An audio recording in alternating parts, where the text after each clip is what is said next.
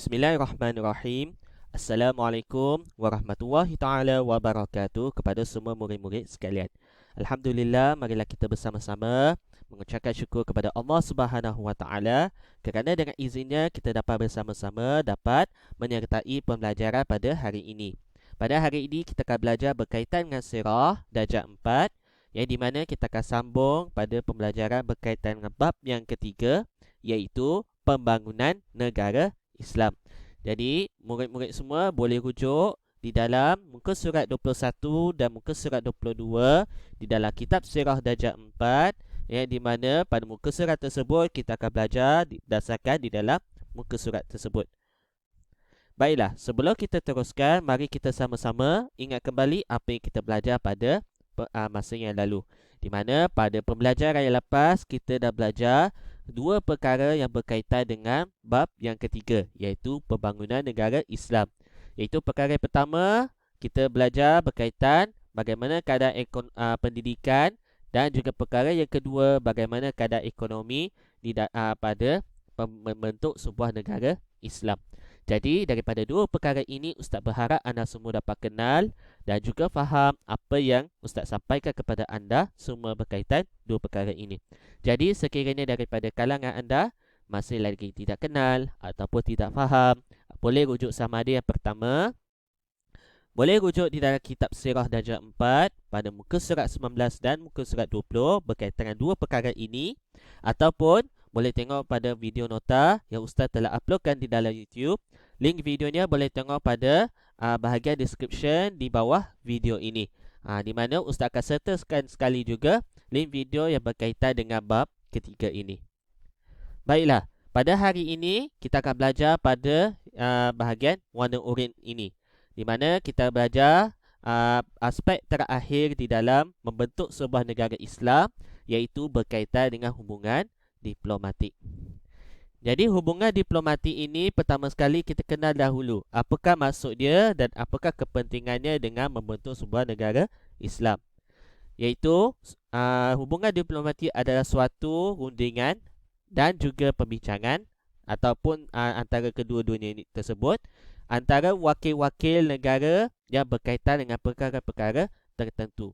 Jadi seperti contoh menerangkan hubungan maksud hubungan diplomatik ini adalah sebuah negara A menghantar seorang wakil berjumpa dengan seorang wakil daripada negara B membincangkan perkara-perkara yang berkaitan dengan pendidikan. Jadi apa yang mereka bincangkan, apa yang mereka jumpa itulah hubungan diplomatik. Jadi itu maksudnya, analogi dia. Dan hubungan diplomatik ini sangat penting di dalam membentuk sebuah negara Islam.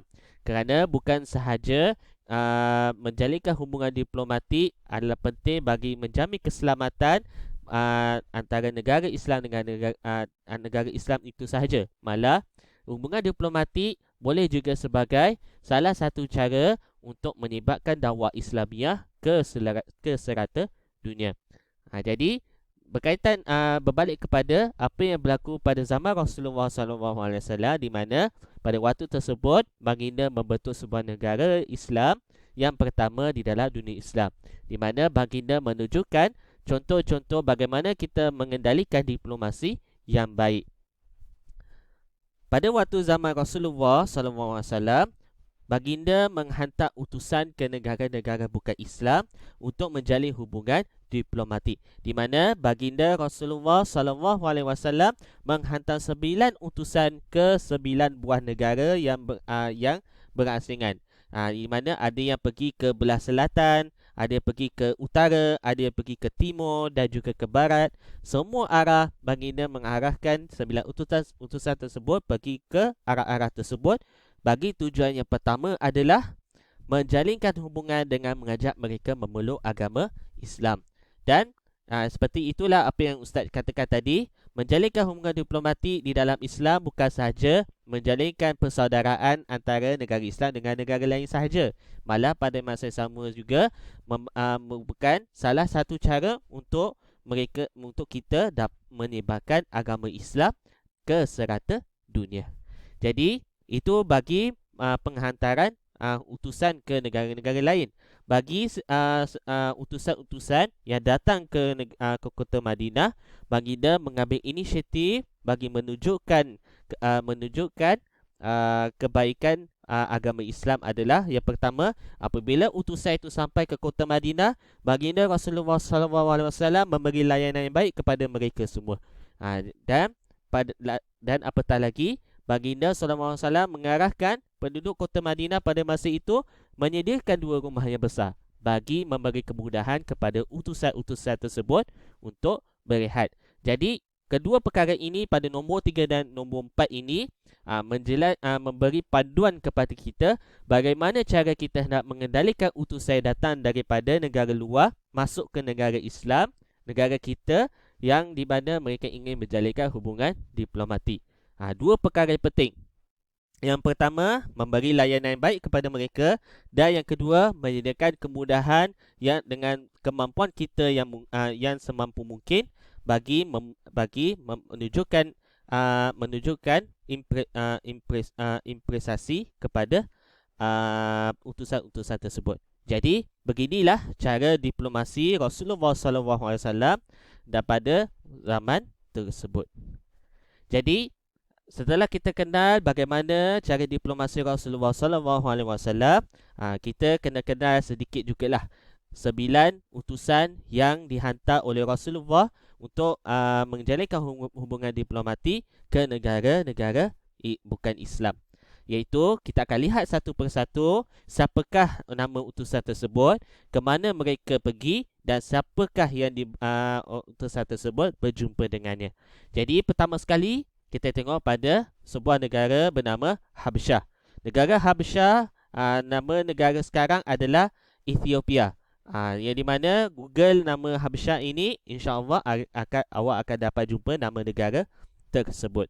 Di mana utusan yang dihantar ke sana adalah bernama Amru bin Umayyah Ad-Dhamri, berjumpa dengan seorang pemimpin bernama Raja An-Najashi. Di mana Raja An-Najashi tersebut, apabila utusan tersebut berjumpa dengannya, dengan serta-merta Raja An-Najashi terus memeluk agama Islam. Itu yang pertama. Yang kedua, sebuah negara yang bernama Yamamah.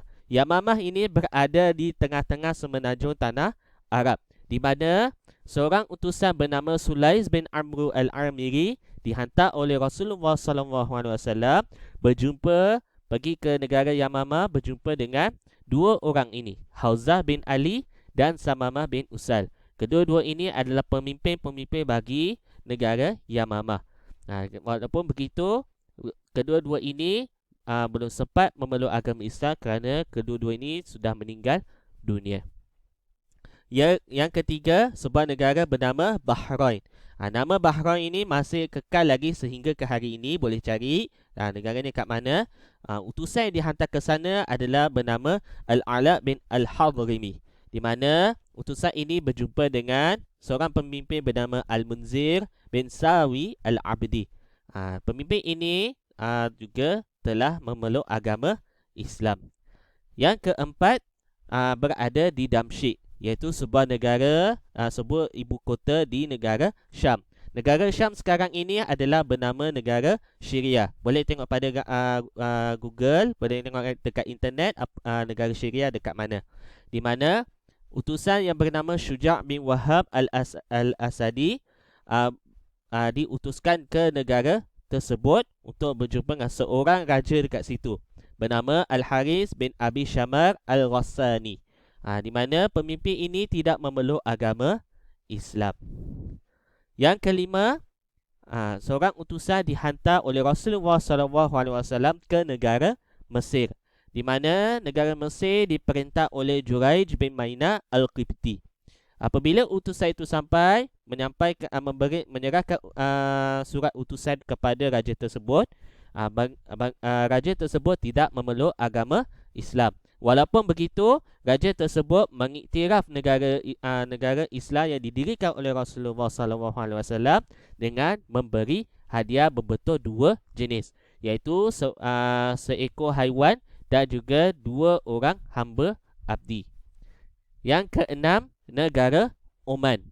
Negara Oman ini masih ada sehingga sekarang, di mana nama utusan yang dihantar ke negara tersebut adalah Amru bin Al-As, di mana utusan ini berjumpa dengan Haidar Ayad dan saudaranya Bani Al-Julundi, di mana kedua-dua ini memeluk agama Islam.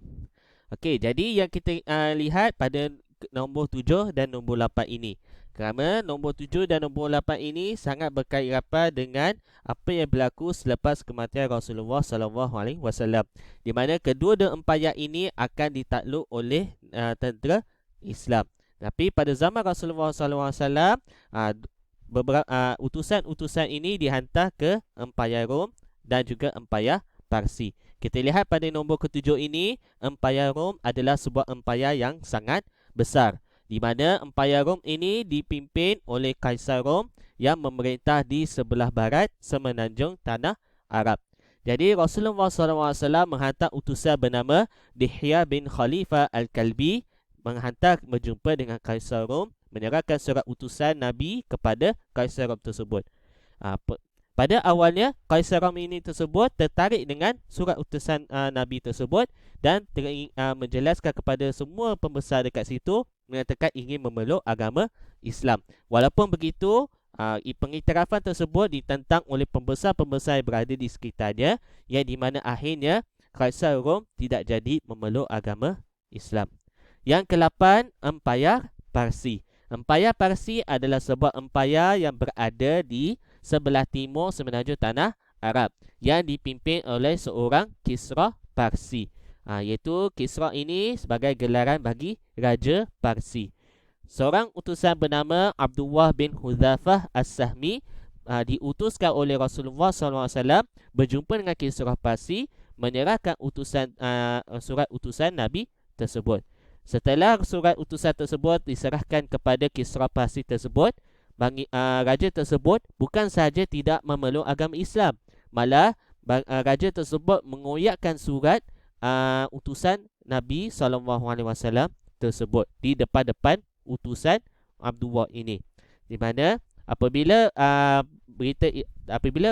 peristiwa tersebut diceritakan kepada Rasulullah SAW setibanya utusan ini balik, Rasulullah SAW telah bersabda di dalam sebuah hadis riwayat di mana mengatakan bahawa empayar Parsi ini akan dikoyakkan sama seperti Kisra Parsi ini mengoyakkan surat aku. Itu maksudnya, itu secara kesimpulan daripada hadis riwayat tersebut. Dan yang ke-9 adalah iaitu negara Yaman. Nama negara Yaman ini masih kekal lagi sehingga ke hari ini, di mana seorang utusan bernama Al-Muhajir bin Abi Umayyah Al-Makhzumi dihantar ke negara tersebut berjumpa dengan seorang pemimpin bernama Al-Haris bin Abdul Kalal Al-Himyari. Jadi begitulah juga 9 nama utusan dihantar ke negara mana dan berjumpa dengan siapa. Jadi daripada 9 nama utusan ini, 9 utusan ini tersebut menjadi pemangkin, di mana mereka ini adalah perintis utama dalam menyebarkan agama Islam ke serata dunia, di mana segalanya bermula daripada 9 utusan ini. Jadi daripada itu maka berakhirlah sudah pembelajaran kita berkaitan dengan bab yang ketiga. Kita sudah habiskan belajar berkaitan aspek-aspek pembangunan negara Islam. Yang pertama, dengan membina masjid, dengan mendirikan pentadbiran, mengadakan pendidikan, mewujudkan ekonomi dan juga mengadakan hubungan diplomatik. Daripada 5 aspek tersebut, maka terbentuklah sebuah negara Islam yang sepatutnya. Jadi, daripada apa yang kita belajar selama kita belajar di dalam bab ketiga ini, Ustaz berharap kepada anda semua dapat kenal dan juga faham apa yang Ustaz sampaikan kepada anda semua. Jadi, itu saja pembelajaran kita pada hari ini. Yang baik itu pula adalah datang daripada Allah Subhanahu Wa Taala, dan yang buruk itu pula adalah datang daripada diri saya sendiri. Sekian, terima kasih. Wassalamualaikum warahmatullahi taala wabarakatuh.